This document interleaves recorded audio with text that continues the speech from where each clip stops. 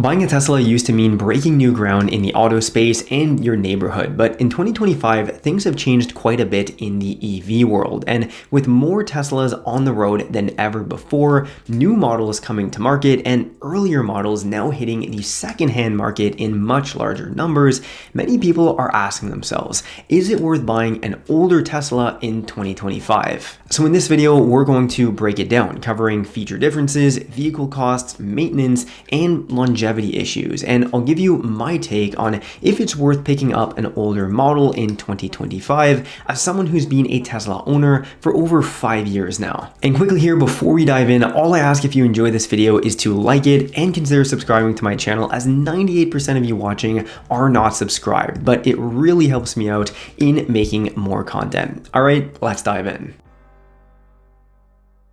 So of course, one of the largest differences between an older Tesla that you may be considering and a newer model that's just been released is going to be the updates in features, from aesthetics to build quality, range, interior features, full self-driving hardware, and many other aspects that just get continuously updated with newer generations. Now, I won't cover the full range of updates between the two generations of Model 3s and Model Ys in this video because I've already made several videos on this very topic. But here are some of the notable upgrades that you'd be foregoing by choosing to buy an older model secondhand. Older Teslas have either hardware 2.5 or hardware 3 installed in them, while 2025 models are now running on hardware 4 and even prepping for hardware 5, which will likely make them better suited for future full self-driving features. But if you don't plan on using full self-driving all too often anyways, then this really won't be a huge issue. Keep in mind, newer models also come with Tesla Vision only, whereas older models will potentially still be utilizing radar and ultrasonic sensors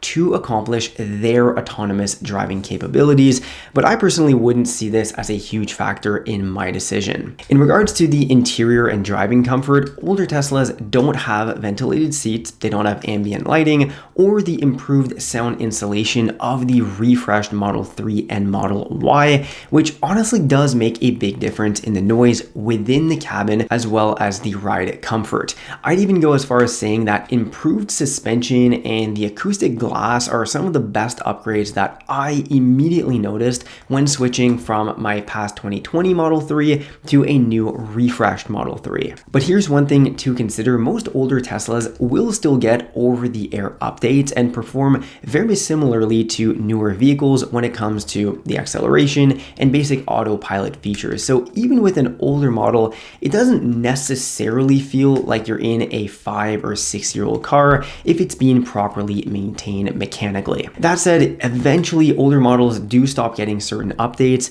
MCU1 cars already don't support YouTube or Netflix, but anyways, those are things that I could definitely forego. Alright, so above the notable feature differences between the two generations, the main reason why anyone would consider an older Tesla over a new one right now is going to come down to cost, which is where used Teslas can really shine, as in recent years, Teslas have depreciated significantly, meaning you can even pick up a 2 or 3 year old model for significantly less than MSRP. For example, a 2018 Model 3 rear-wheel drive goes for around $22,000 to $27,000 US right now, depending on condition and mileage. Whereas a brand new Model 3 long-range rear-wheel drive, which is the current base model, starts at $41,500 after taxes and fees in the state of California. And after taking into account the American federal incentive of $7,500 as well. That being said, quickly jumping onto AutoTrader here, the first result I found as I'm writing out this video has a red 2024 Model 3 standard range for $32,998 with only 5,900 miles on it. So literally 10 grand less than a brand new one. And we're still talking here a new Highland edition, right? The new facelifted Model 3. But for a vehicle that's practically new, that is pretty unreal. So it can absolutely make sense to buy secondhand, and savings are even greater for older vehicles like this 2020 Model 3 battery that's listed for a mere $22,000 and has 40,000 miles on it, which according to a lot of the data and research I've looked into isn't necessarily that many miles in regards to battery depletion over time, but more on that later. So those are price gaps of at least $10,000 over buying new, and for many people those savings are more than worth it. Plus, it should be considered that like with any vehicle, the depreciation curve is going to be much more severe in the first couple of years of ownership, right? Which is certainly the case when it comes to Teslas, like we can see on this chart right here, where on average the Model 3, for example, tends to lose about 25 to 35% of its value within the first 3 years of ownership, which is pretty brutal. Now, of course, the main reason why people buy a new car over a used one is generally to avoid maintenance costs above trying to get a better deal, which even though Teslas are known though for having very low maintenance costs during ownership, the big scare has to do with replacing those larger ticket items like the battery and the drivetrain specifically, which lead me to the next section. Model 3s and Model Ys have a battery and drive unit warranty of 8 years or 100,000 miles, whichever comes first, with a minimum of 70% battery capacity retention over that warranty period. This means that Teslas produced and purchased in 2018 are either already out of warranty or are about to be this year. And for many, that's the largest factor keeping them away from an older Tesla, or one that'll be out of warranty a year or two after purchasing it, as the cost associated with such a replacement is between $13,000 and $20,000 for the battery, with some Reddit users stating it cost them $13,000 after 200,000 miles though for a refurbished long-range battery pack. That is a lot of miles. So definitely do keep this in mind that it's totally not unusual to see older Model S and Model 3 batteries though with over 200,000 miles on them that are still performing decently well with battery retention of over 70%. However, if you're looking at a Model S or X from 2014 to 2017, know that they may face drive unit replacements, MCU and eMMC failures, as well as air suspension issues. Those are known issues for those models in those years. The Model 3 and Model Y, though, tend to have far fewer problems, especially post-2019 models. And if you're curious about the battery capacity of a Tesla that you're considering, ask the seller to conduct a battery health check that can now be done in around 16 hours directly from the Tesla's settings menu. For example, I recently did one on my 2024 Model 3 that has 11,000 miles on it, and it still says that it has 100% capacity, as we can see right here. But on an older model, it'll still tell you if it's at 90, 80, or 70%, and you can make a decision from there. In fact, many viewers of that video I released mentioned in the comments that their Model 3s and Ys that had over 100,000 miles on them, even up to 200,000 miles, still had very good battery retention. So despite all of this, here's the upside. EVs are generally cheaper to maintain than gas cars, and they cause less headaches overall, as there is no oil change to be done, no transmission failures, fewer brake replacements thanks to regen braking, and overall less components in an engine that can fail over time. But here's where things can easily add up down the line. For example, MCU upgrades, if you have an older model that you want to upgrade, can easily be $1,500 to $2,000.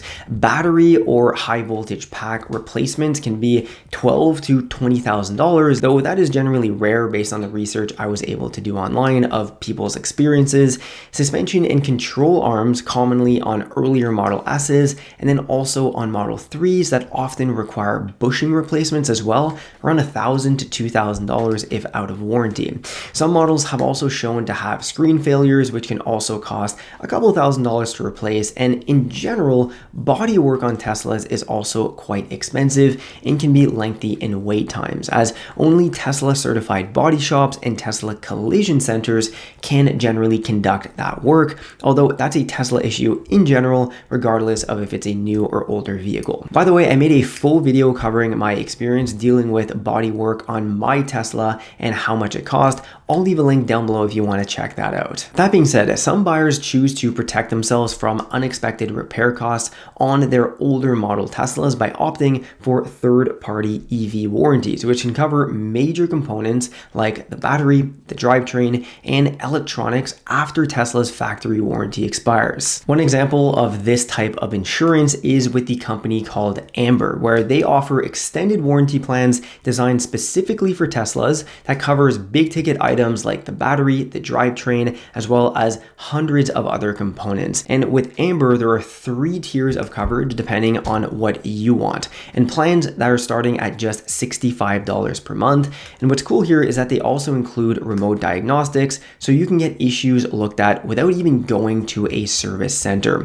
Plus, they're super transparent. There are no surprise fees or weird exclusions to what is covered. If you're planning to keep your Tesla long term, this is definitely one of the smartest ways that you can protect your investment really in the vehicle. So definitely check out getamber.com to get a quote, and if you use my affiliate code Griffin5, you will get 5% off, which is pretty cool. This video is not sponsored, by the way. However, I am an affiliate, so if you do check them out and use that code, you will get 5% off, and I would get a tiny kickback for referring you. But genuinely a really cool company to look into if you have an older Tesla, as that is definitely something that would worry me, potentially facing larger ticket items that would cost a lot to repair.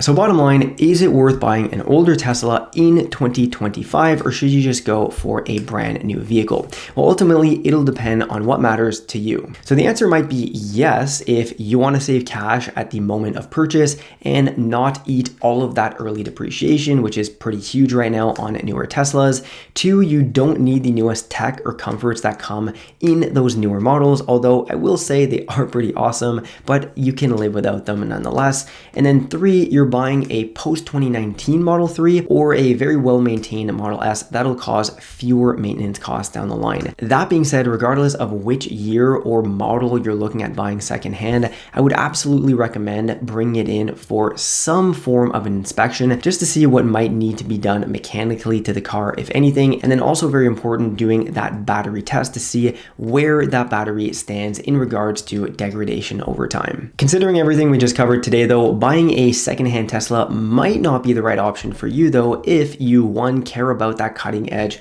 full self-driving capabilities and performance. 2, you want that quietest ride possible, the best range, and the warranty peace of mind that comes with newer vehicles directly from Tesla's warranty. But honestly, with a little homework, an older Tesla can absolutely be an amazing value in 2025. Even if you want the newest gen Model 3 or Model Y, buying it secondhand can easily shave off multiple thousands of dollars from that sticker price. And if you're considering purchasing a new Tesla though, make sure to check out my delivery day checklist video, as well as my downloadable PDF versions for both the Model 3 and Model Y that you can find down below in this video's description and pinned comment. If you have any questions or want to share your experiences, make sure to leave them in the comments. I reply to as many as I can. So thanks a lot for watching, and I will see you in the next one.